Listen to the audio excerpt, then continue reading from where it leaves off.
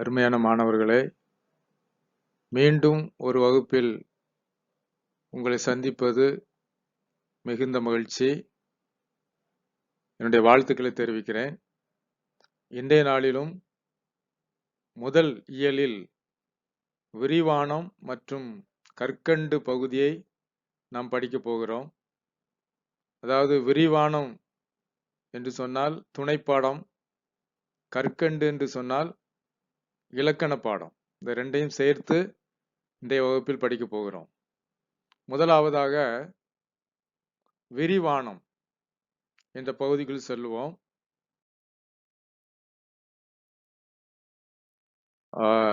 உரைநடையின் அணியில் நலன்கள் என்ற தலைப்பில் இருக்கக்கூடிய இந்த பகுதிக்குள் செல்வோம்.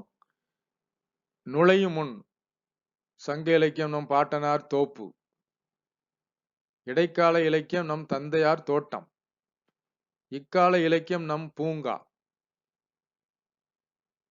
தோப்பு ஈந்த பயன்களையும் தோட்டம் தந்த நயங்களையும் பூங்காவின் அழகினையும் ஒன்று சேர்த்து உரைநடையின் அணிநலன்களாக காண்போமா என்று சொல்லி இந்த பகுதி இருக்கிறது.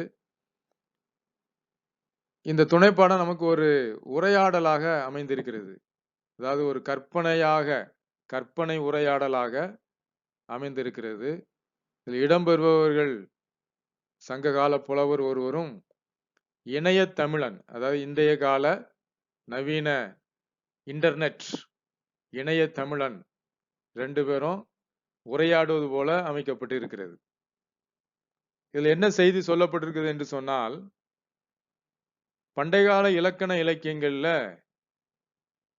உள்ள அணி நலன்கள், அதை பற்றி பெருமையாக இந்த சங்ககால புலவர் கூறுகிறார்.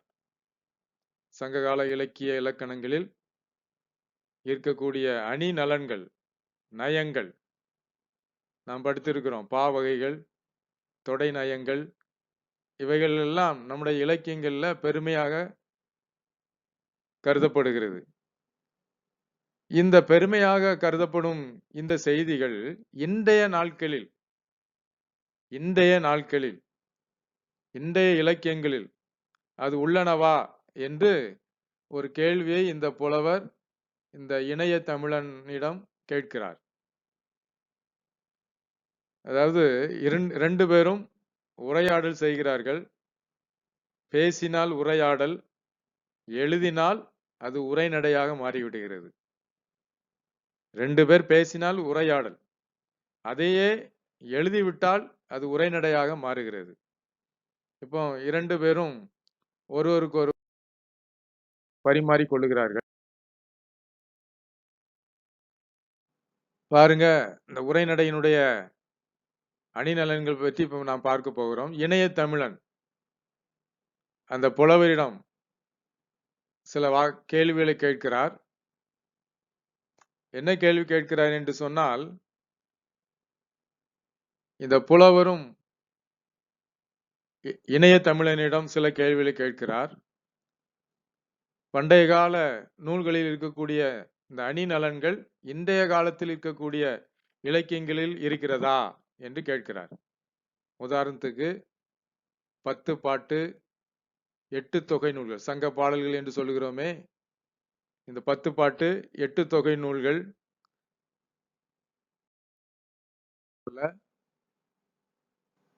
அதில் இருக்கக்கூடிய அகப்பொருள் நூல்கள், புறப்பொருள் நூல்கள், இலக்கண நூல்கள், இவைகள் எல்லாம் இப்பொழுது இருக்கின்றனவா என்று கேட்கும்போது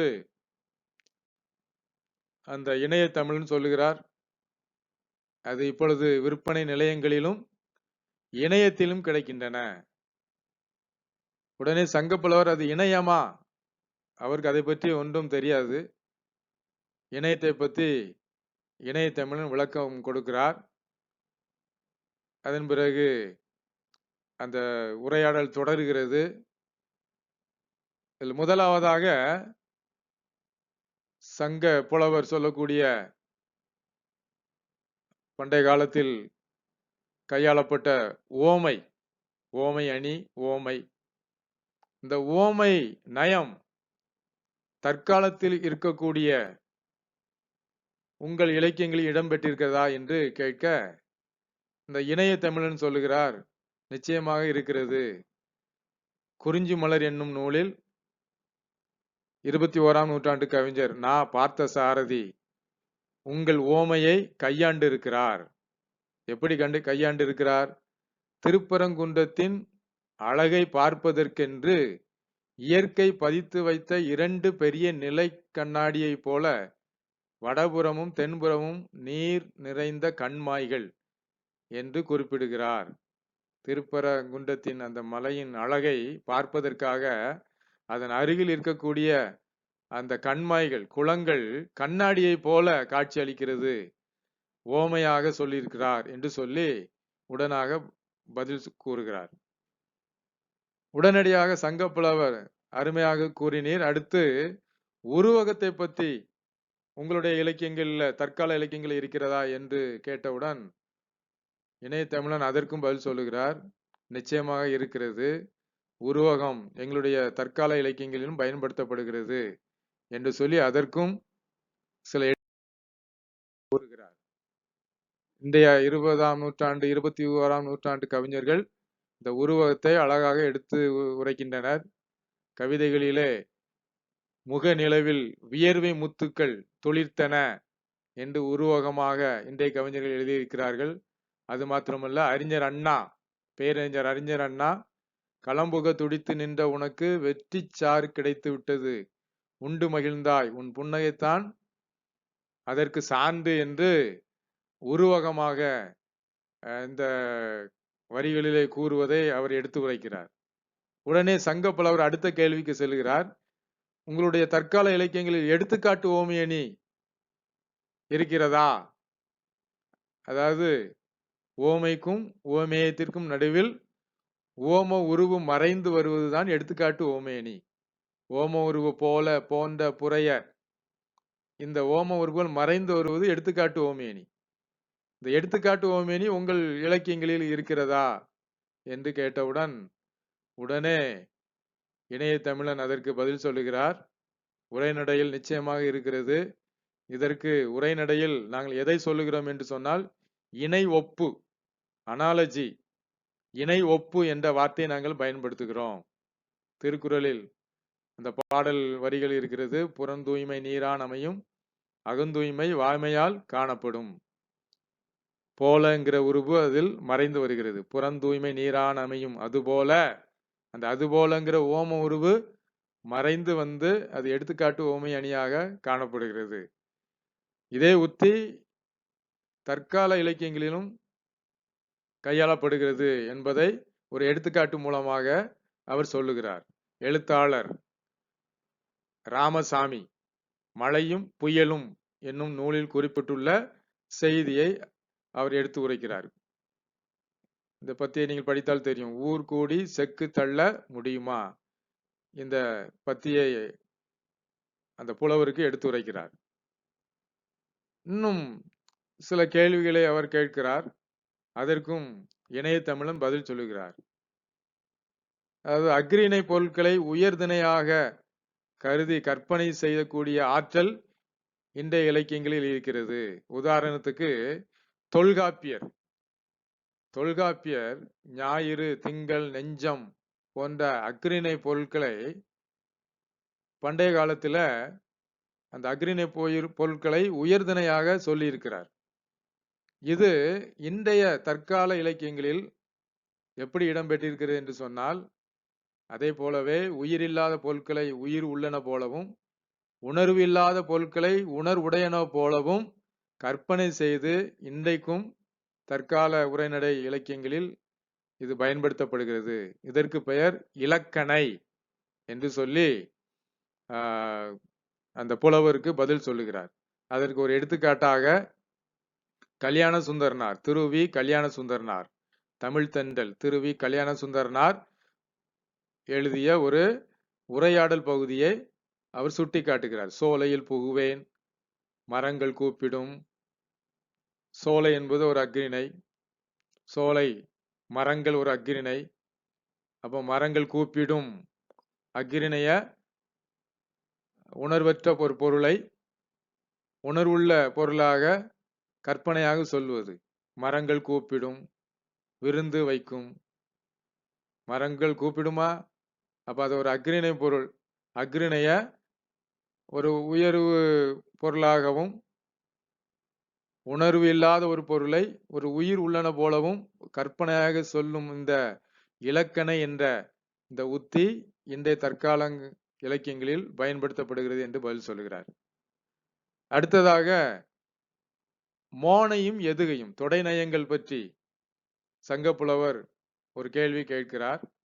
எங்களுடைய இலக்கண இலக்கியங்களில் வரக்கூடிய மோனையும் எதுகையும் இது போன்ற நயங்கள் உங்கள் தற்கால இலக்கியங்களில் இருக்கிறதா என்று கேட்கிறார். உடனே இணைய தமிழன் ஆம், அதற்கு சிறந்த எடுத்துக்காட்டு இருக்கிறது. மகாகவி சுப்பிரமணிய பாரதியார் அவருடைய உரைநடை பகுதியிலே ஒரு பாடல் இயற்றியிருக்கிறார். தென்றல் அசைந்து வரும் தென் தமிழ்நாட்டில் அமைந்த திருக்குற்றாலம் மலைவளம் படைத்த பழம்பதியாகும். அம்மலையிலே கோங்கும் வேங்கையும் ஓங்கி வளரும் குரவமும் முல்லையும் நறும் கமலும் கோலமையில் தோகை விரித்தாடும். இவ்வாறாக அவர் எதுகை மோனையோடு வார்த்தைகளை அமைத்திருப்பதை சுட்டி காட்டுகிறார். அது மாத்திரமல்ல, சொல்லின் செல்வர் ரா பி சேது பிள்ளை தமிழ் இன்பம் என்னும் நூலில் அவர் சொல்லிய கருத்தையும் அவர் எடுத்து உரைக்கிறார். அடுத்ததாக உணர்வு வெளிப்பாட்டிற்கும் சொல்லப்படும் கருத்திற்கும் அழுத்தம் தரவும் உங்கள் உரைநடையில் வேறு என்னென்ன உத்திகளை பயன்படுத்துகிறீர்கள்? உணர்வு வெளிப்பாட்டிற்கும் சொல்லப்படும் கருத்திற்கு அழுத்தம் தரவும் வேறு என்னென்ன உத்தி பயன்படுத்துகிறீர்கள் என்று சங்கப்புலவர் கேட்க, இணைய தமிழன் அதற்கு ஏராளமான எடுத்துக்காட்டுகள் இருக்கிறது. அந்த உணர்வை வெளிப்படுத்துவதற்கும் கருத்தை அழுத்தம் தரவும் நாங்கள் என்ன செய்கிறோம் என்று சொன்னால், சொற்களை திரும்ப திரும்ப ஒரே சொல்லை திரும்ப திரும்ப சொல்லுகிறோம். உதாரணத்துக்கு, வாழ்க்கை நடத்துவதற்கு பொருள்கள் பல வேண்டும், அரிசி காய் கனி முதலியவை வேண்டும் வேண்டும் வேண்டும் வேண்டும் என்று சொல்லி சொன்ன சொற்களையே மறுபடியும் மறுபடியும் சொல்வது மூலம் அந்த கருத்தின் அழுத்தம் அதில் கிடைக்கிறது. அது மாத்திரமல்ல, அடுத்ததாக ஒரு உத்தியை நாங்கள் பயன்படுத்துகிறோம். படிப்பவருக்கு முரண்படுவது போல இருக்கும், ஆனால் உண்மையில் முரண்படாது. இதற்கு எங்களுடைய இலக்கியத்தில் என்ன பெயர் வைத்திருக்கிறோம் என்று சொன்னால், முரண்படு மெய்மை, ஆங்கிலத்தில் பாரடாக்ஸ். முரண்படு மெய்மை, உண்மையில் முரண்படாது, ஆனா முரண்படுவது போல இருக்கும், ஆனா அது உண்மையான காரியத்தை தான் சொல்லும். இதற்கும் ஒரு எடுத்துக்காட்டு இருக்கிறது. இந்த உலகத்தில் பயம் என்ற ஒன்றிற்கு தவிர வேறு எதற்கு நாம் பயப்பட வேண்டும் என்ற ஒரு உரைநடை செய்தி இருக்கிறது. இந்த உலகத்தில் பயம் என்ற ஒன்றிற்கு தவிர வேறு எதற்கு நாம் பயப்பட வேண்டும்? முரண்படுவது போல இருக்கு, ஆனால் முரண்படவில்லை. பயம் என்ற ஒன்றிற்கு தவிர வேறு எதற்கு நாம் பயப்பட வேண்டும்? இதுபோல மற்றும் சில உத்திகள் இருக்கிறது. அதாவது முரண்பட்ட சொற்களை சேர்த்து எழுதக்கூடிய சொற்கள். கலைப்பில்லாத பொய், ரெண்டு சொல்லுமே முரண் உள்ள சொல். கலைப்பில்லாத இதுவும் ஒரு முரண் சொல், பொய் இதுவும் ஒரு முரண் சொல். அப்போ முரண்பட்ட சொற்களை சேர்த்து எழுதக்கூடிய ஒரு உத்தி, இதற்கு பெயர் சொல் முரண், ஆங்கிலத்தில் ஆக்சிமாரன். இதே போல எதிரும் புதிருமாக வார்த்தைகளை அமைத்து பேசுவது, எழுதுவது, இதை எதிரிணை இசைவு என்று சொல்லுகிறோம். ஆங்கிலத்தில் ஆன்டிதிசிஸ். எதிரிணை இசைவு, எதிரும் புதிருமாக. அதாவது குடிசைகள் ஒரு பக்கம், கோபுரங்கள் ஒரு பக்கம். ஒரு பக்கம் குடிசை, ஒரு பக்கம் கோபுரம். அப்படி எதிர் எதிராக வார்த்தைகளை அமைத்து பேசுவது. பசித்த வயிறுகள் ஒரு பக்கம், புலிச்சேப்பக்காரர்கள் மறுபக்கம், மெலிந்த எலும்புக்கூடுகள் ஒரு பக்கம், பருத்த தொந்திகள் மறுபக்கம். இப்படி எதிரும் புதிருமாக கருத்துக்களை உடைய வார்த்தைகளை அமைப்பது. இதை யார் எழுதியிருக்கிறார் என்று சொன்னால், தோழர் ப ஜீவானந்தம் என்பவர் எழுதியிருக்கிறார். இது மாத்திரம் இல்ல, கேள்வியிலேயே பதில் இருப்பதை போல உத்திகளை நாங்கள் பயன்படுத்துகிறோம். கேள்வியிலே உத்திகள் இருப்பது போல. ஈவேரா பெரியாரை பத்தி அண்ணா எழுதிய ஒரு பத்தி இருக்கிறது. அவர் பேசாத நாள் உண்டா, குரல் கேட்காத ஊர் உண்டா? கேள்வியிலே பதில் இருக்குது. பேசாத நாள் உண்டா? இல்லை. குரல் கேட்காத ஊர் உண்டா? இல்லை. அவரிடம் சிக்கி திணறாத பழமை உண்டா? இல்லை.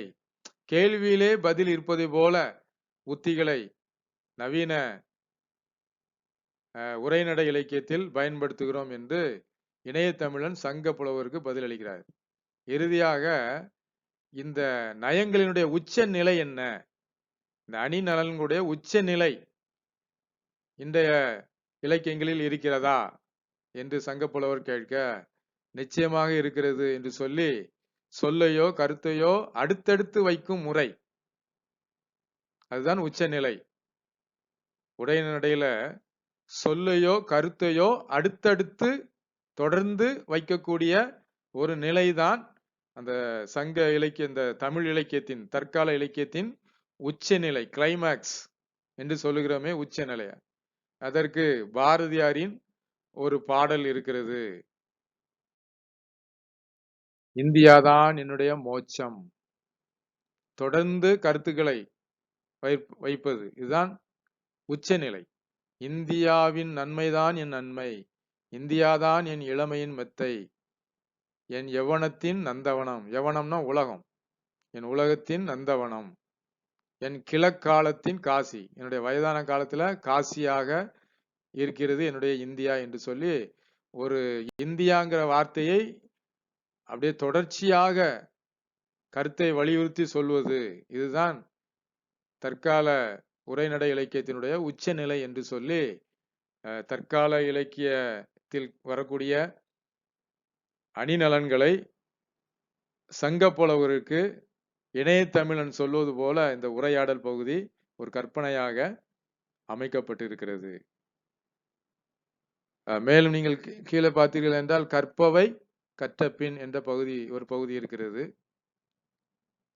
நீங்கள் படித்தவற்றுள் நினைவில் நீங்கா இடம்பெற்ற இலக்கிய தொடர்கள் நயங்களை எழுதுக. பாருங்க, இது ஒரு இலக்கிய தொடர், இது ஒரு ஓமை. அங்கே எடுத்துக்காட்டு கொடுத்திருக்காங்க.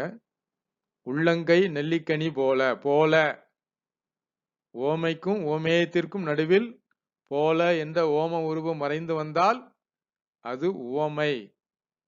நம்ம ஏற்கனவே முந்தைய வகுப்புகளில் படிச்சிருக்கிறோம், இலக்கண குறிப்புல படிச்சிருக்கிறோம். ஓமைனா என்ன, அதாவது உவமைக்கும் உவமேயத்திற்கும். உவமை எது? நெல்லிக்கனி. உள்ளங்கை ஓமேயம். இந்த ஓமைக்கும் ஓமேயத்திற்கும் நடுவுல அந்த போல, அதை போல, இதை போல, இந்த போலங்கிற உருவு நேரடியாக வந்திருந்தால் அது ஓமையணி. இந்த ஓம உருவு போல மறைஞ்சு வந்தா அது எடுத்துக்காட்டு ஓமையணி. போலங்கிற உருவு மறைந்து வந்தால் எடுத்துக்காட்டு ஓமையணி. போலங்கிற உருவு நேரடியா வந்திருந்தா அது ஓமையணி. இது போல மற்ற நயங்களையும் நாம் இந்த இடத்தில் நாம் என்ன செய்யணும், நிரப்ப வேண்டும். ஓமையணி, எடுத்துக்காட்டு ஓமையணி, வினைத்தொகை, மற்ற இலக்கண குறிப்புகளை எல்லாம் இதில் நாம் வகைப்படுத்தலாம். அடுத்த இரண்டாவது ஒரு வீட்டு பாடம், கொடுத்த தலைப்பில் பேசுவோம். நேரம் என்ற தலைப்புல ஒரே ஒரு வார்த்தையை தவிர்க்கணும். கடிகாரம் என்ற வார்த்தையை தவிர்த்து ஒரு 5 நிமிடம் நாம் பேச பயிற்சி எடுக்க வேண்டும். பகுதி இயல் ஒன்றினுடைய இறுதி பகுதி கற்கண்டு இலக்கண பகுதி. அதாவது தமிழ் இலக்கணம் 5 வகைப்படும் என்று நாம் ஏற்கனவே படிச்சிருக்கிறோம். அதுல எழுத்து இலக்கணம், அடுத்து சொல் இலக்கணம், இந்த 2 இலக்கணத்தையும் ஒரே இயல்ல நமக்கு வைத்திருக்கிறாங்க. முதலில் எழுத்து இலக்கணம், அப்புறம் சொல் இலக்கணம். இந்த எழுத்துக்கள் ஒன்றோடு ஒன்று சேரும் பொழுது என்ன உருவாகிறது? சொல் உருவாகிறது. நம்ம ஏற்கனவே முந்தைய வகுப்புகளில் படிச்சிருக்கோம். இப்போ எழுத்து இலக்கணத்தை பத்தி நம்ம படிக்க போகிறோம். ஏற்கனவே நாம முந்தைய வகுப்பில் படித்ததுதான். பாருங்க, ஒரு மொழி ரொம்ப முக்கியம். ஒரு மொழியை தெளிவுற பேசவும் எழுதவும் உதவுவது இலக்கணம். இந்த இலக்கணம் என்ன செய்கிறது? ஒரு மொழியை தெளிவாக பேசவும் எழுதவும், அது மாத்திரம் இல்ல, ஒரு மொழியின் சிறப்பையும் அறிய இது மிகவும் துணை செய்கிறதா இருக்கிறது. ஒரு மொழியினுடைய சிறப்புகளை அறிய இலக்கணம் துணை செய்கிறதா இருக்கிறது. இப்பொழுது நாம் எழுத்து இலக்கணத்திற்கு செல்வோம். எழுத்து இலக்கணம் பாருங்க. அந்த எழுத்த நாம் வந்து 2 வகையா பிரிக்கலாம். எழுத்து எத்தனை வகைப்படும் என்று சொன்னால் 2 வகைப்படும். எதெல்லாம்? முதல் எழுத்து, சார்பெழுத்து. முதல் எழுத்து, சார்பெழுத்து. பாருங்க, முதல் எழுத்து 2 வகைப்படும். முதல் எழுத்து என்று எதை சொல்லுகிறோம்? உயிர் எழுத்துக்களையும் மெய் எழுத்துக்களையும். உயிர் எழுத்துக்கள் 12, மெய் எழுத்துக்கள் 18. 12ம் 18ம் 30 எழுத்துக்கள். இந்த 30 எழுத்துக்களையும் முதல் எழுத்து என்று சொல்லுகிறோம். உயிர் 12, மெய் 18 ஆக 30 எழுத்துக்களை முதல் எழுத்து என்று சொல்லுகிறோம். நமக்கு தெரியும் முதல் எழுத்துக்கள் என்று சொன்னால் உயிர் எழுத்துக்கள், மெய் எழுத்துக்கள், ஒற்றெழுத்துக்கள். அதான் மெய் எழுத்துக்கள், ஒற்றெழுத்துக்கள், ஆயுத எழுத்து, இதெல்லாம் சேர்ந்துதான் முதல் எழுத்துக்கள் என்று அழைக்கப்படுகிறது. சார்பெழுத்துக்கள் என்றால் என்ன? இந்த உயிரெழுத்தையும் மெய் எழுத்தையும் சார்ந்து வரக்கூடிய எழுத்துக்கள், ரெண்டும் சேர்ந்து வரக்கூடிய எழுத்துக்கள். இது எத்தனை வகைப்படும்? 10 வகைப்படும். நம்ம சிறிய வகுப்புல படிச்சிருப்போம். சார்பெழுத்துக்கள் 10 வகைப்படும். உயிர்மெய், ஆயுதம், உயிரளபடை, ஒற்றளபடை, குற்றியலுகரம், குற்றியலிகரம், ஐகார குறுக்கம், அவுகார குறுக்கம், மகர குறுக்கம், ஆயுத குறுக்கம். இப்படி சார்பெழுத்துக்கள் மொத்தம் 10 வகைப்படும். சரி, இப்பொழுது நாம் மிக முக்கியமான இலக்கணத்துக்கு போகிறோம். அளபடை அளபடை இலக்கணத்துக்கு போகிறோம். அளபடை என்றால் என்ன? அளபடை என்றால் என்ன? நீண்டு ஒலித்தல். நீண்டு ஒலித்தல். அளபடை என்றால் நீண்டு ஒலித்தல். அளபடை 2 வகைப்படும். உயிரளபடை, ஒற்றளபடை. அளபடை 2 வகைப்படும். உயிரளபடை, ஒற்றளபடை. இப்போ முதலில் உயிரளபடைக்கு நாம் செல்வோம். உயிரளபடை என்றால் என்ன? உயிரெழுத்துக்கள் அளபெடுப்பது உயிரளபடை. நான் எப்பொழுதும் சொல்லுவேன், இலக்கணத்திற்கு பதில் அதனுடைய வினாவிலே இருக்கும், ஆன்சர் கொஸ்டின்லே இருக்கும். உயிர் பிளஸ் அளபெடுத்தல். உயிரெழுத்துக்கள் அளபெடுத்தலை உயிரளபடை என்று அழைக்கிறோம். உயிரெழுத்துக்கள் மொத்தம் எத்தனை? 12. அதுல எல்லா உயிரெழுத்துக்களும் அளபெடுக்காது. நெடில் எழுத்துக்கள் 7 நெடில் எழுத்துக்களும் என்ன செய்யும்? தன்னுடைய ஒலி அளவில் நீண்டு ஒலிக்கும். நம்ம ஏற்கனவே இலக்கண குறிப்புல இதை படிச்சிட்டோம். அதில் விரிவாகவே படிச்சிருக்கிறோம். ஏற்கனவே நடத்தின அந்த இலக்கண குறிப்பு பகுதி நீங்க கொஞ்சம் திருப்பி பாருங்க. உயிரளபடை ரொம்ப தெளிவா நம்ம படிச்சிருக்கிறோம். உயிரெழுத்துக்கள்ல நெடில் எழுத்துக்கள் 7ம் அளபெடுக்கிறது, நீண்டு ஒலிப்பது. இந்த உயிரளபடை மொத்தம் 3 வகைப்படும். உயிரளபடை மொத்தம் 3 வகைப்படும். பாருங்க, முதல் இது செய்யுளிசை அளபடை. செய்யுள்ள ஓசை குறையும் பொழுது அதை நிறைவு செய்ய நெடில் எழுத்துக்கள் நீண்டு ஒலிக்கும். இதைத்தான் நாம் என்ன செய்யறோம்? செய்யுளிசை அளபடை என்று அழைக்கிறோம். இதுக்கு மற்றொரு பெயர் இசை நிறை அளபடை. இசை நிறை அளபடை. செய்யுள்ள ஓசை குறையும் பொழுது நெடில் எழுத்துக்கள் அந்த ஓசையை சரி செய்வதற்காக நீண்டு ஒலிக்கும். அது எந்தெந்த இடத்துல எல்லாம் ஒலிக்குமா? மொழிக்கு முதல்ல, மொழிக்கு இடையில, மொழிக்கு இறுதியில. எடுத்துக்காட்ட பாத்தீங்கன்னா தெரியும். எப்படி சார் இதை வந்து நம்ம கண்டுபிடிக்கிறது செய்யுளிசை அளபடை என்று? பாருங்க, நெடில் ஓ, அது பக்கத்துல ஒரு குறில் எழுத்து ஓ இருக்கு பாருங்க. இதை வைத்துதான் நாம் இது அளபடை என்று சொல்லுகிறோம். நெடில் நீண்டு ஒலிச்சிருக்கு. எப்படி? நெடிலுக்கு 2 மாத்திரை, ஓக்கு 2 மாத்திரை, பக்கத்தில் இருக்கிற குறியலுக்கு 1 மாத்திரை. ஓதல் வேண்டும் தான் இருக்கணும். ஆனா ஓதல் வேண்டும். ஒரு குறில் எழுத்தோடு சேர்ந்து, நெடில் பக்கத்துல ஒரு குறில் எழுத்தும் சேர்ந்து இருக்கு. அப்போ ஓசை குறையும் பொழுது இந்த ஓ என்ற நெடில் எழுத்து ஓ என்ற குறில் எழுத்தோடு மொழிக்கு முதல்ல நீண்டு ஒழிச்சிருக்கு. இங்க பாருங்க, ஆ அ ஆ வந்து நெடில் உரா ஆ, இந்த ஆ வந்து நீண்டு ஒழிச்சிருக்கு மொழிக்கு இடையில. மூணாவது படா கடைசியில மொழிக்கு இறுதியில படா ஆ பக்கத்துல அ, நெடில் பக்கத்துல ஒரு குறில் எழுத்து. எனவே இதை செய்யுளி செயலப்படை என்கிறோம். அடுத்து இன்னி செயலப்படை. செய்யுளில் ஓசை குறையாத இடத்திலும், செய்யுளி செயலப்படையில ஓசை குறையும் போது சொன்னேன், இங்க ஓசை குறையாது. ஆனா இனிய ஓசையை தருவதற்காக குறில் நெடிலாகி அளபெடுக்கும்.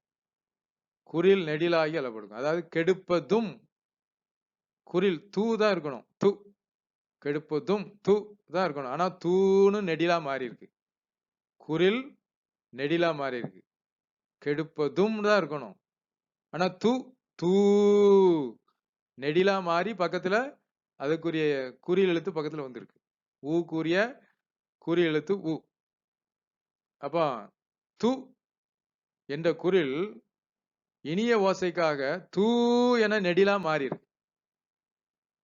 அப்போ குறில் நெடிலாகி அளபெடுப்பது இன்னிசை அளபடை. அடுத்தது சொல்லிசை அளபடை.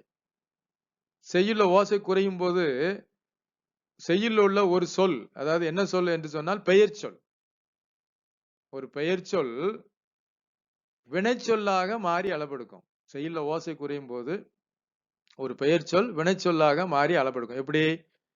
இந்த திருக்குறளை பாருங்க. உரநசை, உரநசை, நசை என்றால் விருப்பம். அப்ப நசைங்கிறது ஒரு பெயர் சொல். இங்க அந்த பெயர் சொல் ஒரு வினைச்சொல்லா மாறி வரணும். அப்போ நசை என்னவா மாறுது? நசை என்னவா மாறுது? நசையி.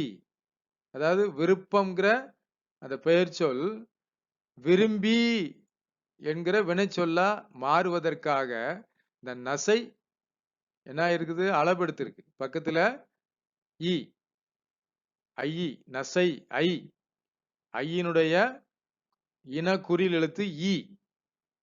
எனவே நசை நசையி, விருப்பம் விரும்பி, அந்த பெயர் சொல் வினைச்சொல்லா மாறி அளபெடுத்திருக்கு. எப்படி? விருப்பம் விரும்பி என்பது போல நசை என்றால் விருப்பம், அந்த விருப்பம்ங்கிற பெயர் சொல் விரும்பி என வினைச்சொல்லா மாறுவதற்காக இந்த நசை நசையா மாறி அளபெடுத்திருக்கு. எனவே இது சொல்லிசை அளபடை. அடுத்ததாக ஒற்றளபடை. அளபடை 2 வகைப்படும் சொன்னேன். உயிரளபடை, ஒற்றளபடை. இப்ப நம்ம பார்த்த அளபடைகள்லாம் உயிரளபடையினுடைய வகைகள் 3 வகை. செய்யுளி செயலபடை, இன்னி செயலபடை, சொல்லி செயலபடை. இப்பொழுது அளபடையில மற்றொரு வகை ஒற்றளபடை. ஒற்றெழுத்துக்கள், மெய்யெழுத்துக்கள். மெய்யெழுத்துக்கள் மொத்தம் எத்தனை? 18.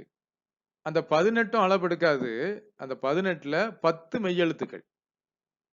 பாருங்க, செய்யுளில் ஓசை குறையும் பொழுது அதனை நிறைவு செய்ய மெய்யெழுத்துக்களான இங், இஞ்ச், இன், இந்த், இம், இன், இவ், ஈ, இல், இல், இந்த 10 மெய்யெழுத்துக்களும் அப்புறம் ஆயுத எழுத்து 1 சேரும். அதுவும் ஒற்றெழுத்து தான். ஆயுத எழுத்தும் ஒற்றெழுத்து தான். இந்த 10 மெய்யெழுத்தும் ஆயுத எழுத்து 1ம் சேர்ந்து மொத்தம் 11 எழுத்துக்களும் தன்னுடைய ஒலி அளவில் நீண்டு ஒலிக்கும். அது எப்படி சார் மெய்யெழுத்து நீண்டு ஒலிக்கும்? பாருங்க, எடுத்துக்காட்ட பாருங்க. இந்த இங்கு என்ற மெய்யெழுத்து நீண்டு ஒலிச்சிருக்கு. எப்படி நீண்டு ஒலிச்சிருக்கு? எப்படி நீண்டு ஒலிச்சிருக்கு? ரெட்டித்து இருக்கு, டபுள் ஆயிருக்கு. பாருங்க, அப்ப ஒற்றளபடைனா என்ன? இந்த 10 மெய்யெழுத்து அந்த ஆயுத எழுத்து 1ம் சேர்ந்து மொத்தம் 11 அந்த ஒற்றெழுத்துக்களும் தன்னுடைய ஒலி அளவில் நீண்டு ஒலிக்குது. எப்படி? ரெட்டிக்கும், ரெட்டிக்கும், ரெட்டித்து வரும். இது ஒற்றளபடை என்று பெயர். அடுத்தத பாருங்க, சொல் இலக்கணத்துக்கு வந்திருக்கோம். எழுத்து இலக்கணம் முடிஞ்சு சொல் இலக்கணம். ஏற்கனவே சொன்னேன், சொல் இலக்கணம் என்பது பல எழுத்துக்கள் ஒன்றோடு ஒன்று சேரும் பொழுது சொற்களை உருவாக்குகிறது. அதில் ஒரே ஒரு எழுத்து சொல்லும் இருக்கு, ஓர் எழுத்து சொல்லும் இருக்கு, பல எழுத்துக்கள் சேர்ந்து சொற்களும் இருக்குது. இப்ப சொற்களை பத்தி நம்ம பார்க்க போறோம். சொல் என்றால் என்ன? ஒரு எழுத்து தனித்தோ அல்லது பல எழுத்துக்கள் சேர்ந்தோ பொருள் தருவது சொல்லாகும். பாருங்க, இந்த சொல் எப்படி அமையும்னா, இரு திணைகள், உயர்திணை அஃறிணை, 5 பால், ஆண்பால் பெண்பால் பலர்பால் ஒன்றன்பால் பலவின்பால்களை குறிக்கும். மூவிடங்களை குறிக்கும். தன்மை, முன்னிலை, படர்க்கை 3 இடங்களை குறித்து வரும். உலக வழக்கிலும் வரும், செய்யுள் வழக்கிலும் வரும். அதாவது செய்யுள்ளையும் பயன்படுத்துவாங்க, பேச்சு வழக்கிலும் நம்ம பேசுறதுலயும் பயன்படுத்தலாம். அடுத்தது வெளிப்படையாகவும் வரும், மறைவாகவும் சொற்களை நம்ம பேசலாம். இப்படி இந்த வகையில சொற்கள் பயின்று வரும்.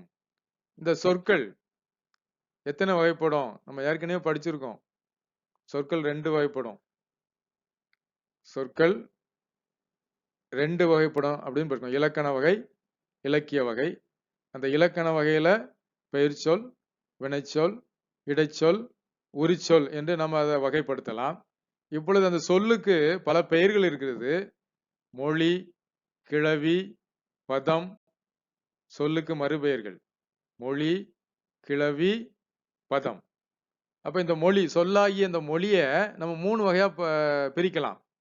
பாருங்க, தனிமொழி, தொடர்மொழி, பொதுமொழி. தனிமொழி, தொடர்மொழி, பொதுமொழி. மொழி 3 வகைப்படும். தனிமொழி, தொடர்மொழி, பொதுமொழி. பாருங்க, தனிமொழி என்றால் என்ன? ஒரே ஒரு சொல் மாத்திரம் வருவது தனிமொழி. சிங்கிளா ஒரே ஒரு வேர்டு, ஒரே ஒரு வார்த்தை மட்டும். எடுத்துக்காட்டு கொடுத்திருக்காங்க பாருங்க. கண் அல்லது படி அல்லது கண்ணன் அல்லது படித்தான். ஏதாவது ஒரு எடுத்துக்காட்டு எழுதினா போதும். ஒரு சொல் தனித்து நின்று பொருள் தருவது தனிமொழி எனப்படும். அடுத்து தொடர்மொழின்னா என்ன? நமக்கே தெரியும். தொடர்ந்து வருகின்ற மொழி, அதாவது தொடர்ந்து வரக்கூடிய சொற்கள். 2க்கு மேற்பட்ட சொற்கள் தொடர்ந்து வந்தால் அது தொடர்மொழி. எடுத்துக்காட்ட பாத்தீங்கன்னா தெரியும். கண்ணன் வந்தான், மலர் வீட்டுக்கு சென்றாள்.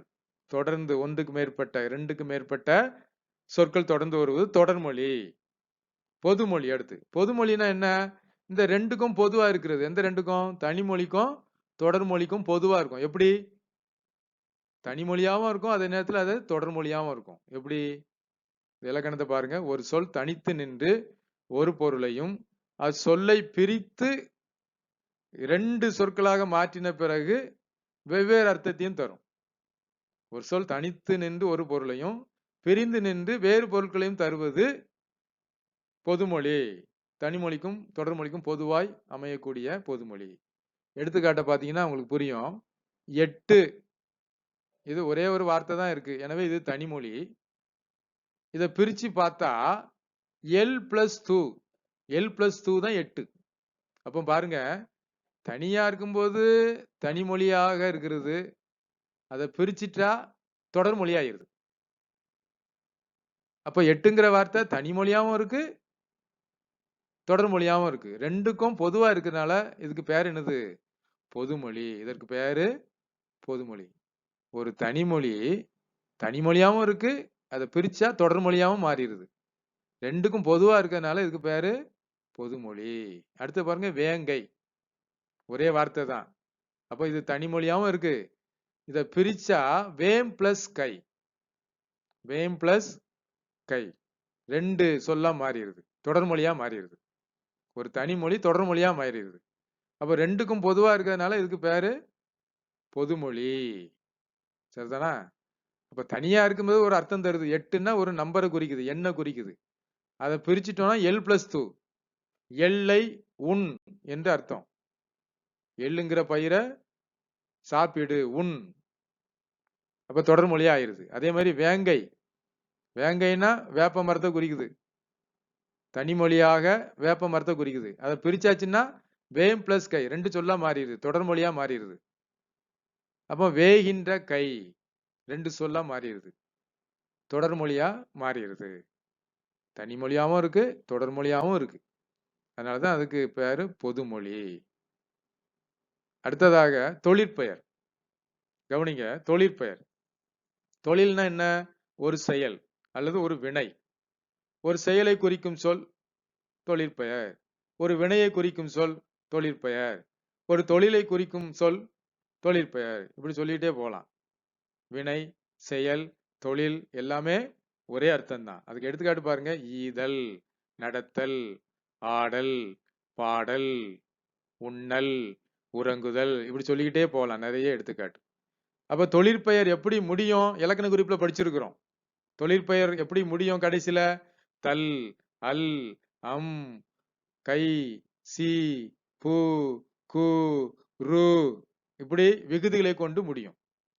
எடுத்துக்காட்ட பாத்தீங்கன்னா தெரியும். தல், தல்ங்கிற விகுதியில முடிஞ்சிருக்கு. அப்போ ஒரு தொழிற்பெயர் தல், அல் விகுதியில முடிஞ்சா அது தொழிற்பெயர். சரிதானா?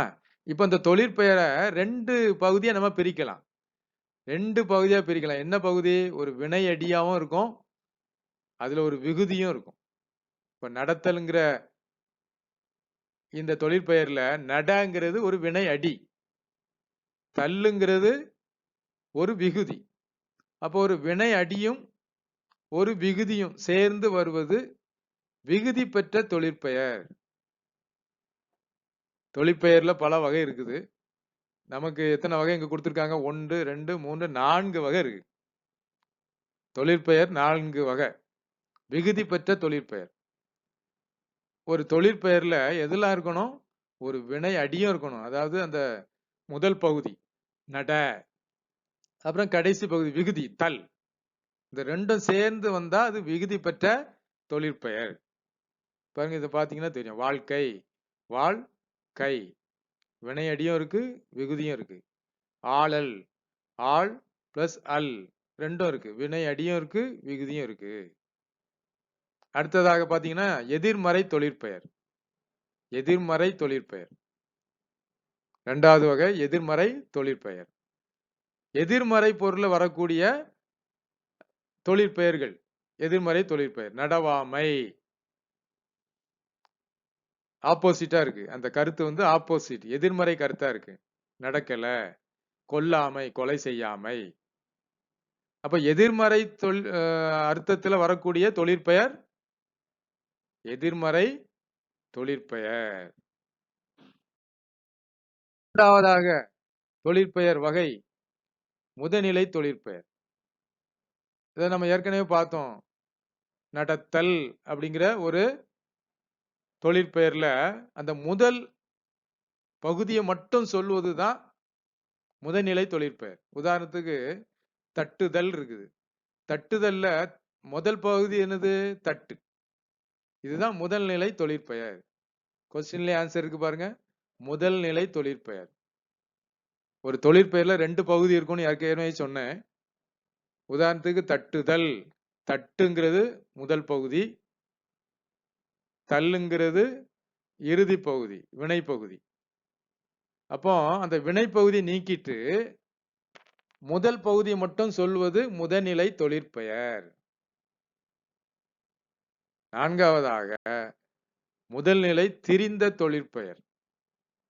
அந்த முதல் நிலையில ஒரு மாற்றம் ஏற்பட்டு வரக்கூடியது முதல்நிலை திரிந்த தொழிற்பெயர். உதாரணத்துக்கு பாருங்க. இப்ப கெடுதல்ல முதல்நிலை தொழிற்பெயர் என்ன? கெடு. இந்த தள்ள எடுத்துட்டானா முதல்நிலை தொழிற்பெயர் கெடு.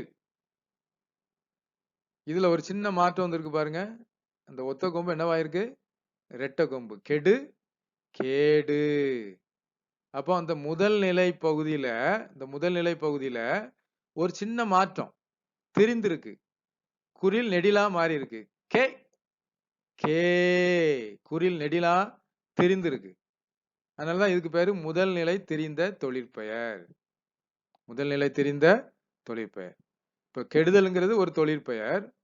இதுல முதல்நிலை தொழிற்பெயர் என்ன? கெடு. முதல்நிலை மட்டும் வருவது முதல்நிலை தொழிற்பெயர். அந்த முதல்நிலையில ஒரு மாற்றம் குறில் நெடிலாகி வருவது முதல்நிலை தெரிந்த தொழிற்பெயர். இன்னொரு எடுத்துக்காட்டோட கொடுத்திருக்காங்க. சுடுதல். இதெல்லாம் முதல்நிலை தொழிற்பெயர் சுடு. முதல்நிலை தெரிந்த தொழிற்பெயர் மாறுபட்ட தொழிற்பெயர். அந்த சு என்னவாயிருக்கு? சு நெடிலாக மாறி நமக்கு வந்திருக்கு. எனவே இது முதல்நிலை தெரிந்த தொழிற்பெயர். அப்ப தொழிற்பெயர் 4 வகைப்படும். தொழிற்பெயர் 4 வகைப்படும். விகுதி பெற்ற தொழிற்பெயர், எதிர்மறை தொழிற்பெயர், முதல்நிலை தொழிற்பெயர், முதல்நிலை தெரிந்த தொழிற்பெயர். அடுத்ததாக பாருங்க, வினையால் அணையும் பெயர். நம்ம ஏற்கனவே இலக்கண குறிப்புல படிச்சிருக்கிறோம் முந்தைய வகுப்புல. ஒரு வினையாளரின் பெயர்னா என்னன்னு சொன்ன, ஒரு வினையும் அந்த வினையை செய்த நபரையும் குறிப்பது, பெயரையும் குறிப்பது. ஒரு வினைனா செயல், ஒரு வினையையும் அந்த வினையை செய்தவரையும் குறிப்பது. பாருங்க, ஒரு வினைமுற்று பெயரின் தன்மையை அடைந்து, ஒரு வினைமுற்று பெயரின் தன்மையை அடைந்து. கொஸ்டின்ல ஆன்சர் இருக்கு பாருங்க. ஒரு வினைமுற்று பெயரின் தன்மையை அடைந்து, வேற்றுமை உருவு ஏற்றும் ஏற்காமலும் வேறொரு பயனிலை கொண்டு முடிவது வினையால் அணையும் பெயர் எனப்படும். பாருங்க, அதுக்கு எடுத்துக்காட்டு வந்தவர், இதுதான் வினையால் அணையும் பெயர். வருதல்ங்கிற ஒரு வினை, அப்புறம் ஒரு ஆளையும் குறிக்கிறது. வந்தவர், வருதல் பிளஸ் வந்தவர். பொறுத்தார், பொறுத்தல்ங்கிற ஒரு வினையும் குறிக்குது, அந்த பொறுத்தவரையும் குறிக்குது. வினையையும் குறிக்குது, வினை செய்தவரையும் குறிக்கிற இந்த சொல். எனவே இதுக்கு பெயர் வினையால் அணையும் பெயர். அடுத்தது நம்ம ஏற்கனவே இந்த தொழிற்பெயரை படிச்சோம். இப்ப வினையால் அணையும் பெயரை படிச்சோம். ரெண்டுக்கும் உள்ள வித்தியாசம். இது 2 மதிப்பெண் வினாவில வரும், கண்டிப்பாக வரும். இது பாருங்க, இந்த டேபிள் அப்படியே படிக்கணும். நாம இந்த பட்டியலை அப்படியே அட்டவணையை படிக்கணும். தொழிற்பெயருக்கும் வினையால் அணையும் பெயருக்கும் உள்ள வேறுபாடு என்ன? பாருங்க, ஒரு வினை, அதாவது ஒரு தொழில், ஒரு தொழிலை உணர்த்தி வரும். ஒரு தொழில் ஒரு தொழிலையே உணர்த்தி வரும். ஆனா தொழிலை செய்யும் கர்த்தாவை, கர்த்தானா யாரு? செய்பவன். வினையால் அணையும் பெயர் எதை குறிக்கும்? தொழிலை செய்யும் கர்த்தாவை குறிக்கும். தொழிற்பெயர் ஒரு தொழிலை மட்டும் உணர்த்தி வரும். வினையால் அணையும் பெயர் அந்த தொழிலை செய்த ஆளை குறிக்கும், கர்த்தாவை குறிக்கும். அடுத்து பாத்தீங்கன்னா, தொழிற்பெயர் 2வது பாயிண்ட் காலம் காட்டாது. ஆனா வினையால் அணையும் பெயர் காலம் காட்டும். 3 காலமும், இறந்த காலம், நிகழ்காலம், எதிர்காலம், 3 காலமும் காட்டும். அடுத்தது தொழிற்பெயர் பாருங்க, படற்கை இடத்திற்கு மட்டும்தான் உரியது. ஆனா வினையால் அணையும் பெயர் தன்மை, முன்னிலை, படற்கை 3 இடத்திற்கும் உரியதாக வரும். இந்த அட்டவணையை நீங்கள் மனப்பாடம் செய்ய வேண்டும். அடுத்ததாக அந்த இலக்கண பகுதியினுடைய பின்பகுதி, கற்பவை கற்ற பின். ரொம்ப எளிமையானது, நீங்களே இதை வீட்டில் செய்து பார்க்கலாம்.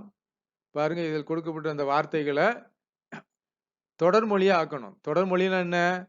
2 சொற்கள் 3 சொற்களாக மாற்றணும். தனிமொழி கொடுக்கப்பட்டிருக்கு, அத தொடர்மொழியா மாற்றணும். எப்படி? தேன் கூட இன்னொரு சொல்ல நம்ம என்ன செய்யணும்? உருவாக்கணும். உதாரணத்துக்கு நான் சொல்லுகிறேன், தேன் மொழி. அப்புறம் இந்த நூல் கூட இன்னொரு வார்த்தையை உருவாக்கணும். நூல் சேலை. அப்புறம் பை, பைன் தமிழ். இதுல கொடுக்கப்பட்டிருக்கிற தனிமொழிய தொடர்மொழியா மாத்தணும். மலர் மாலை. கந்தா வா. அடுத்தது பாருங்க, வினை அடியை விகுதிகளுடன் இணைத்து தொழிற்பெயர்களை உருவாக்குக. அந்த தொழிற்பெயருடைய முதல் பகுதி மட்டும் கொடுக்கப்பட்டிருக்கு. நாம என்ன செய்யணும்? முழு தொழிற்பெயரா மாத்தணும். பாருங்க, கான் காணுதல், சிரி சிரித்தல், படி படித்தல், தடு தடுத்தல். இந்த வினை பகுதியை தொழிற்பெயரா மாத்துறது. எடுத்துக்காட்டு கொடுத்திருக்காங்க. அடுத்து பாத்தீங்கன்னா, இந்த உரையாடல், இதை நீங்க வந்து வீட்டுல செய்து பார்க்கணும். எங்கே செல்கிறாய் தொடர்மொழியா இருக்கு, அது தனிமொழியா மாத்தணும். கடைக்கு, தனிமொழி, ஒரே ஒரு வார்த்தை தான் தனிமொழி. அடுத்து தொடர்மொழியா நீங்க அதை உருவாக்கணும். என்ன வாங்க செல்லுகிறாய், என்ன வாங்க செல்லுகிறாய். அப்ப தொடர்மொழி.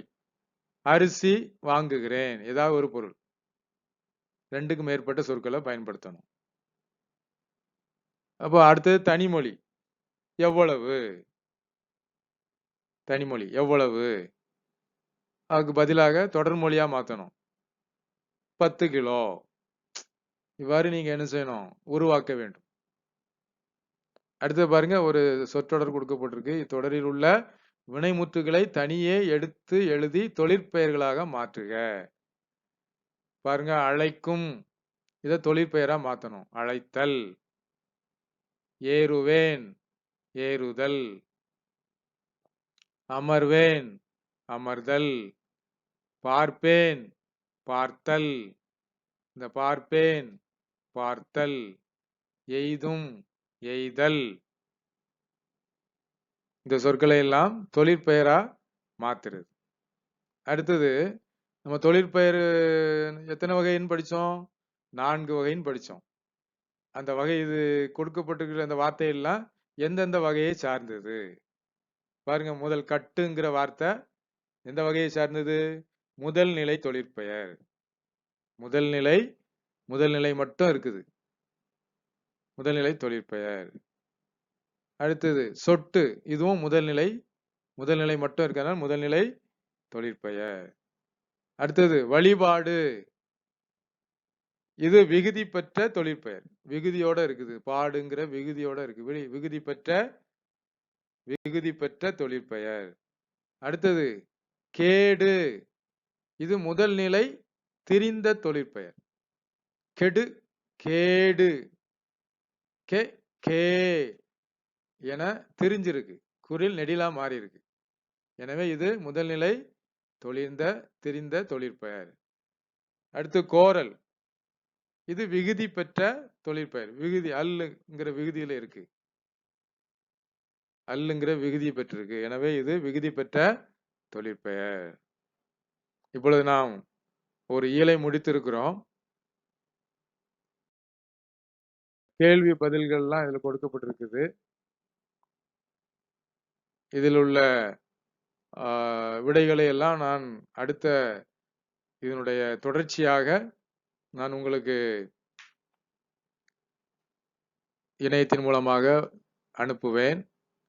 இப்பொழுது இந்த பலவுள் தெரிக, சூஸ் த பெஸ்ட் ஆன்சர். மெத்த வணிகலன் என்னும் தொடரில் தமிழழகனார் குறிப்பிடுவது எதை? முதல் இதுதான் ஆன்சர், வணிக கப்பல்களும் 50 காப்பியங்களும். இரண்டாவதாக, காய்ந்த இலையும் காய்ந்த தோகையும் நிலத்துக்கு நல்ல உரங்கள். இத்தொடரில் அடிக்கோடிட்ட பகுதி குறிப்பிடுவது காய்ந்த இலையும் காய்ந்த தோகையும் எது? சருகும் சண்டும். அடுத்தது, என் தமிழ்னா என்பதை பிரித்தால் இவ்வாறு வரும். ஆன்சர் எது? எம் பிளஸ் தமிழ் பிளஸ் நா. தான் answer, M plus Tamil plus நா. அடுத்து, கேட்டவர் மகிழ பாடிய பாடல் எது? இதில் வரக்கூடிய தொழிற்பெயரும் வினையால் அணையும் பெயரும், தொழிற்பெயரும் வினையால் அணையும் பெயரும். இந்த தான் ஆன்சர், பாடல் கேட்டவர். அடுத்தது, வேர்க்கடலை, மிளகாய் விதை, மாங்கொட்டை ஆகியவற்றை குறிக்கும் பயிர் வகை என்ன வகை? மணி வகை. இதை நீங்கள் குறித்துக் கொள்ளுங்கள் புத்தகத்தில்.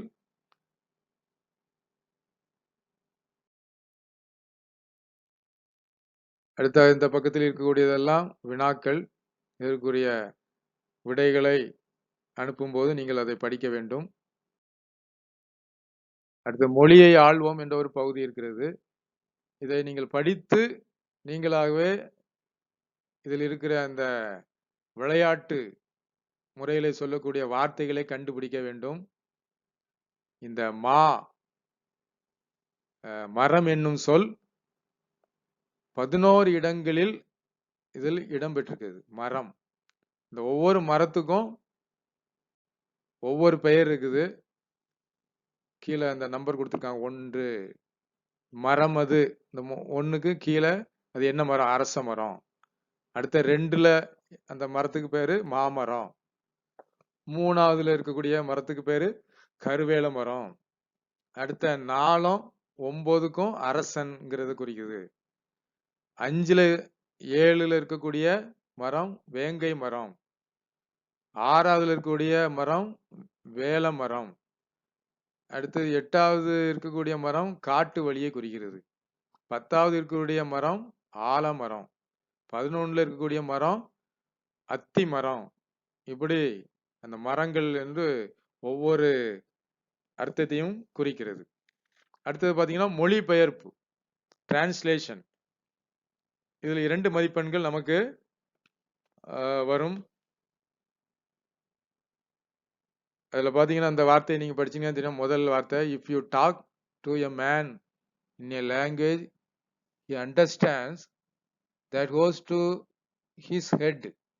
If you talk to him in his own language, that goes to his heart. Nelson Mandela சொன்ன ஒரு கூற்று. இதை நீங்கள் தமிழ் படுத்த வேண்டும். என்ன என்று சொன்னால், ஒரு மனிதனிடம் அவன் புரிந்து கொள்ளும் மொழியில் பேசினால் அது அவனுடைய அறிவை மட்டும் சென்றடையும். ஆனால் அவனுடைய தாய்மொழியில் பேசினால் அவனுடைய இதயத்தில் போய் சென்றடையும். ஒரு மனிதனிடம் அவன் புரிந்து கொள்ளும் மொழியில் பேசினால் அது அவனுடைய அறிவை மட்டும் சென்றடையும். ஆனால் தாய்மொழியில் பேசினால் அவன் இதயத்தில் போய் சென்றடையும் என்று அர்த்தம். அடுத்ததாக பாத்தீங்கன்னா, language is the road map of culture. It tells you where its people come from and where they are going. இது ரீட்டா மே பிரவுன் என்ற நபர் சொல்லியிருக்கிறாங்க. இதனுடைய அர்த்தம் என்ன என்று சொன்னால், மொழி என்பது கலாச்சாரத்தின் வழிகாட்டி. அதுவே அம்மனிதன் எங்கு இருந்து வந்தான், எங்கு செல்கிறான் என்பதை தெரிவிக்கும். ஒரு மனிதனுடைய தோற்றம், எங்கிருந்து வந்தான், எங்கிருந்து செல்கிறான் என்பதை தெரிவிப்பது மொழிதான் என்று சொல்லுகிறார். சரி, அடுத்ததாக பாத்தீங்கன்னா, சந்த கவிதையில் வந்த பிழைகள். இந்த கவிதையில என்ன பிழை இருக்குது? தேனிலே, இந்த நீ 2 சொல்லி நீ வரணும். 3 சொல்லி நீ போட்டிருக்கு. 2 சொல்லி நீயா ஆக்கிருங்க. ஊர் அறிய, இந்த இடையின ரீ எடுத்துட்டு வல்லின ரீ போடணும், பெரிய ரீ போடணும். அடுத்து 2வதுல என்ன தப்பு இருக்கு? தேரும் சிலப்பதிகார, சிலப்பதிகார, இந்த வல்லின ரேவை எடுத்துட்டு இடையின ர, சின்ன ர போடணும். அடுத்தது ஊனிலே எம் உயிர் உள்ளளவும், இந்த இல் பள்ளிக்கூடத்துக்கு வர இல்லு போடணும். அதுவும் அடுத்ததும் அந்த லேவும் அந்த ல, அடுத்ததும் அந்த ல. உள்ளளவும், இந்த இல் ல ல, இந்த 3ஐயும் மாத்தணும். பள்ளிக்கூடத்துக்கு வரக்கூடிய இல் போடணும், அடுத்து அந்த ல போடணும், அதே ல போடணும். உள்ளளவும். அடுத்து ஓதி உணர்ந்தீன், 2 சொல்லி ந எடுத்துட்டு 3 சொல்லி ந போடணும். உணர்ந்தீன். இன்புருவோமே, இந்த ரூ இடையின ரூ எடுத்துட்டு வல்லின ரூ போடணும். அடுத்தது பாருங்க, கீழ்காணும் சொற்களின் கூட்டப்பெயர்களை கண்டுபிடித்து எழுது. கூட்டப்பெயர்கள் அதாவது மொத்த கூட்டம், ஒரு பொருளுடைய மொத்த கூட்ட பெயரை நம்ம எப்படி சொல்லுவோம் பாருங்க. ஒரு கல் மொத்தமா கூடி இருக்கு, நிறைய கற்கள் நிரம்பி இருக்குன்னா அது என்ன சொல்லுவோம்? கல்ல என்ன சொல்லுவோம்? ஒரு கல் இருந்தா கல்லுன்னு சொல்லுவோம். நிறைய கற்கள் அப்படியே மொத்தமா கூடி இருந்துச்சுன்னா அதுக்கு பேரு கற்குவியல். இந்த இடத்துல எழுதணும், கற்குவியல். அதே மாதிரி பழம், பழங்கள் நிறைய ஒரு கொலையில இருக்குதுன்னா அதுக்கு என்ன சொல்லுவோம்? பழக்குலை. பழக்குலை, இந்த இடத்துல எழுதணும், பழக்குலை. அதுமாதிரி புல் நிறைய புல் மொத்தமா இருக்குதுன்னா அதுக்கு என்ன சொல்லுவோம்? புற்கட்டு, புல்கட்டு, புல்கட்டு. சேர்த்து எழுதும்போது புற்கட்டு. அடுத்து ஆடு, நிறைய ஆடு ஒரே இடத்துல சேர்ந்து இருந்துச்சுன்னா அதுக்கு பேரு ஆட்டு மந்தை. இந்த இடத்துல நீங்க எழுதணும், ஆட்டு மந்தை.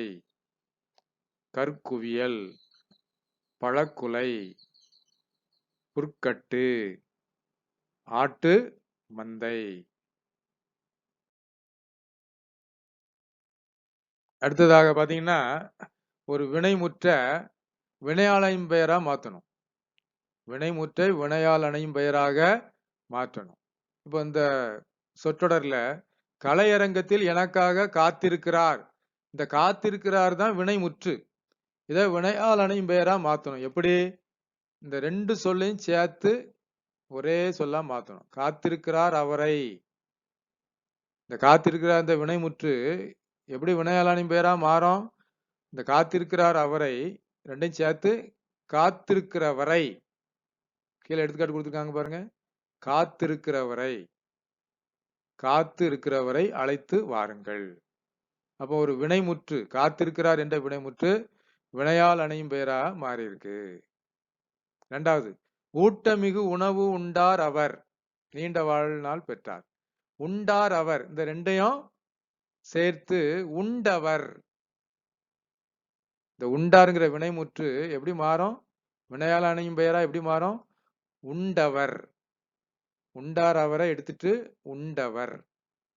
அதே மாதிரி நேற்று என்னை சந்தித்தவர், சந்தித்தார் அவரை எடுத்துட்டு சந்தித்தவர். நேற்று என்னை சந்தித்தவர் என் நண்பர். அடுத்து, பொது அறிவு நூல்களை தேடி பார்த்தவர், படித்தவர். தேடி படித்தவர், படித்தார் இருக்குது, படித்தவர். போட்டி தேர்வில் வென்றார். பொது அறிவு நூல்களை தேடி படித்தவர் போட்டி தேர்வில் வென்றார். இப்படி வினைமுற்றை வினையால் அணையும் பெயராக மாற்றி நாம் என்ன செய்ய வேண்டும்? எழுதி பழக வேண்டும். அடுத்து, தொடர்களில் உள்ள வண்ண சொற்களுக்கு பதிலாக அதே பொருளுடைய வேறு சொற்களை பயன்படுத்தணும். இந்த பிங்க் ரோஸ் கலர்ல இருக்கக்கூடிய இந்த சொற்களை அதே அர்த்தம் தரக்கூடிய வேறு சொற்கள். இப்போ உலகில் அப்படின்னா இன்னொரு சொல்ல எப்படி எழுதலாம்? பூமியில். அடுத்து, மக்களில் வேறு சொல் என்னது? மாந்தரில். அடுத்து, கனி இருக்க, பழம் இருக்க.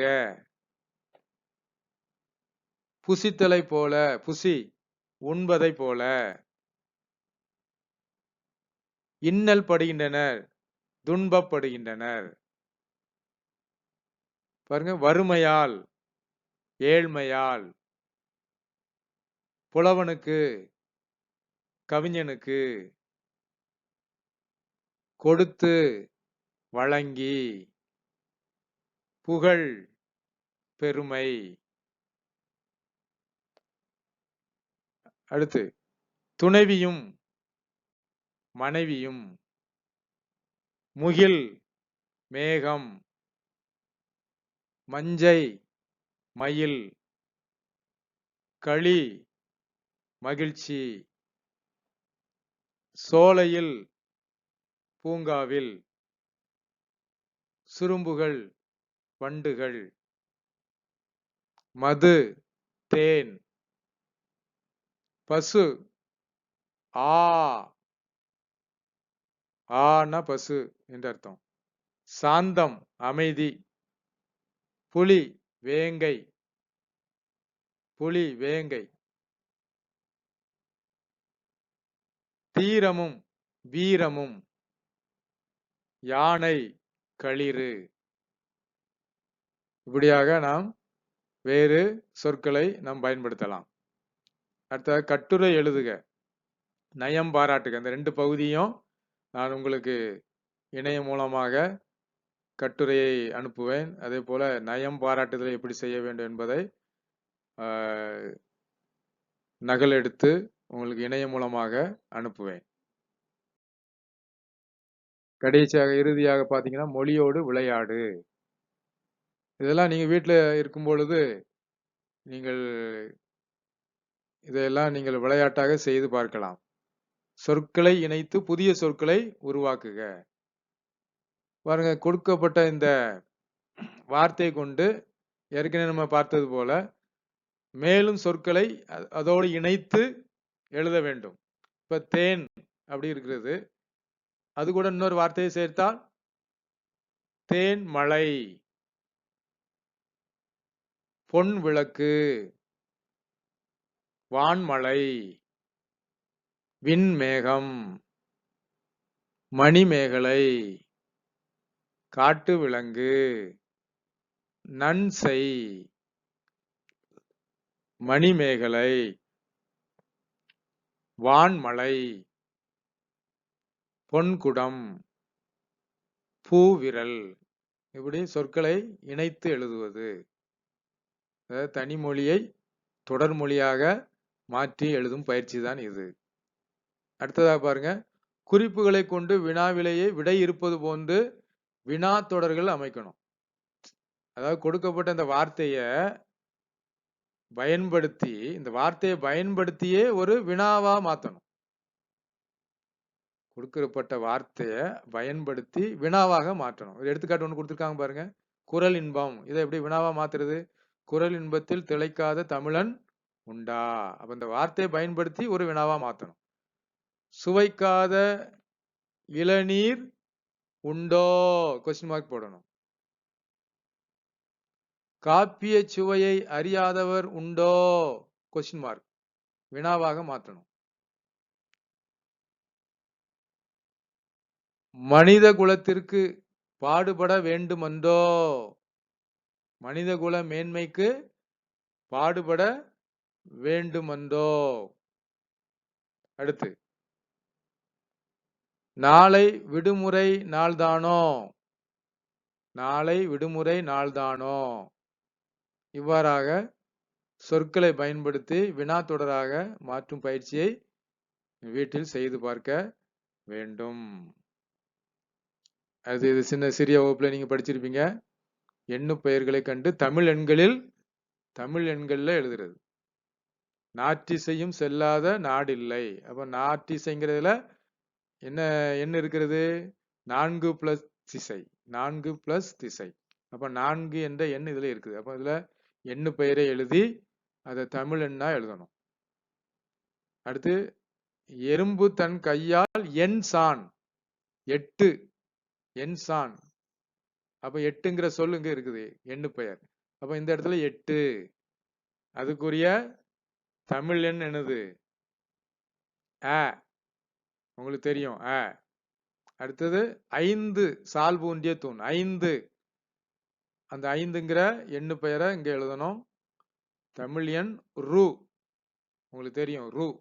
அடுத்து 4ம் 2ம், 2 எண் இருக்குதுல, 4 2. அப்போ இதுல எழுதணும் 4 2. அதனுடைய தமிழ் எண் ச உ. அடுத்து, ஆனை 1000. அப்ப இதுல என்ன எண் இருக்குது? 1000. இப்ப 1000ங்கிற சொல்ல இதுல எடுத்து எழுதிட்டு இதுல க ஒரு 3 0 போடணும். 1000 கேங்கிறது 1, 3 0 போட்டா 1000. சரி, அகராதியில் காண்க, டிக்ஷனரியில் காண்க. அகராதியில் காண்க. அடவி, அடவின்னா காடு என்ற அர்த்தம். அவல் என்றால் பள்ளம் அல்லது குளம். சுவல் என்றால் முதுகு அல்லது விளைநிலம், விளைநிலம். அடுத்து செருன்னா வயல். பழனம், பழனம் என்று சொன்னாலும் வயல் அல்லது சோலை. புறவுன்னா காடு அல்லது புறா. பல சொற்கள் இருக்கிறது. அடுத்து பாருங்க, காட்சியை கண்டு கவினுர எழுதுக. இந்த காட்சியை வைத்து ஒரு 5 வரி கவிதை எழுதணும். கவிதை எழுதும் பயிற்சி நீங்க 9ஆம் வகுப்பிலே கற்றுக்கொண்டிருப்பீர்கள்.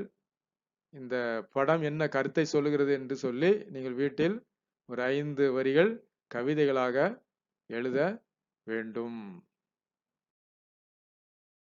பாருங்க, நிற்க அதற்கு தக அப்படிங்கிற ஒரு கட்டம் கொடுக்கப்பட்டிருக்குது. ஒரு நல்ல வழியும் இருக்குது, தீய வழியும் இருக்குது. நல்ல வழி எதெல்லாம்? பிறர் மனம் மகிழும். அதுக்கு தீய வழி எது? பிறர் மனம் வாடும். நல்ல வழி அறம் வளரும், தீய வழி அறம் தேயும். இன்சொல் வழி புகழ் பெருகும், தீய சொல் வழி இகழ் பெருகும். இன்சொல் வழி நல்ல நண்பர்கள் சேருவர், நல்ல நண்பர்கள் விலகுவர். அன்பு நிறையும் பகைமை நிறையும். அப்போ ஒரு கேள்வி கேட்கப்பட்டிருக்கு, இதில் நீங்கள் செல்லும் வழி யாது? உங்கள் நண்பருக்கு காட்டும் வழி யாது? தீய வழி சொல்லுவீங்களா, இன்சொல் வழி சொல்லுவீங்களா? இந்த இடத்தை நீங்க நிரப்ப வேண்டும்.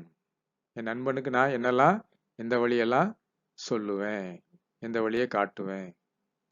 அடுத்து கடைசியாக கலைச்சொல் அறிவோம். இதற்கு 2 மதிப்பெண் இருக்கிறது.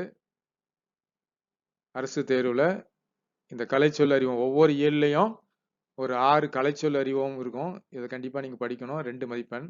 வௌவல் உயிரெழுத்து, கான்சனன்ட் மெய்யெழுத்து, ஹோமோகிராஃப் ஒப்பெழுத்து, மோனோலிங்கல் ஒரு மொழி, கான்வர்சேஷன் உரையாடல், டிஸ்கஷன் கலந்துரையாடல்.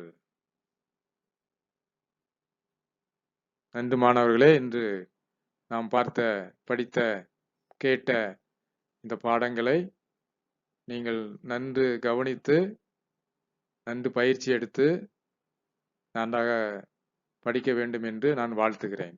நன்றி, வணக்கம்.